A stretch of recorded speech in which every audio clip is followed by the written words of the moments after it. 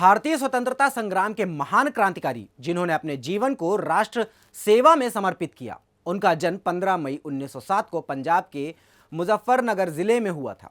उन्होंने अपनी शिक्षा नई दिल्ली, फिर लाहौर और फिर कलकत्ता में प्राप्त की और भारतीय स्वतंत्रता संग्राम में अपनी भूमिका निभाई।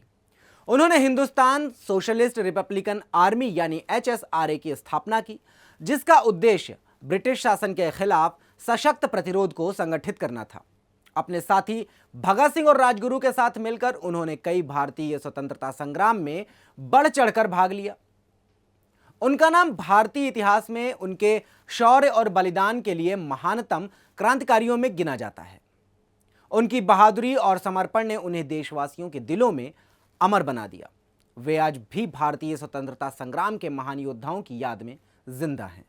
जी हां, आप लोग बिल्कुल सही समझ रहे हैं और हम बात कर रहे हैं आज भारतीय स्वतंत्रता संग्राम के महान क्रांतिकारी सुखदेव थापर जी की। नमस्कार, मैं शिवम पांडे और आप देख रहे हैं सुदर्शन डिजिटल।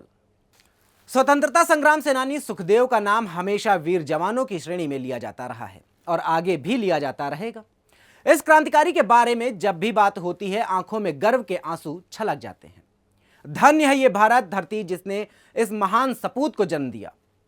आपने बहुत से क्रांतिकारियों और देशभक्तों का नाम सुना होगा और आपने ऐसे स्वतंत्रता सेनानी का नाम भी जरूर सुना होगा जिसने अपना पूरा जीवन देश की सेवा में लगा दिया था।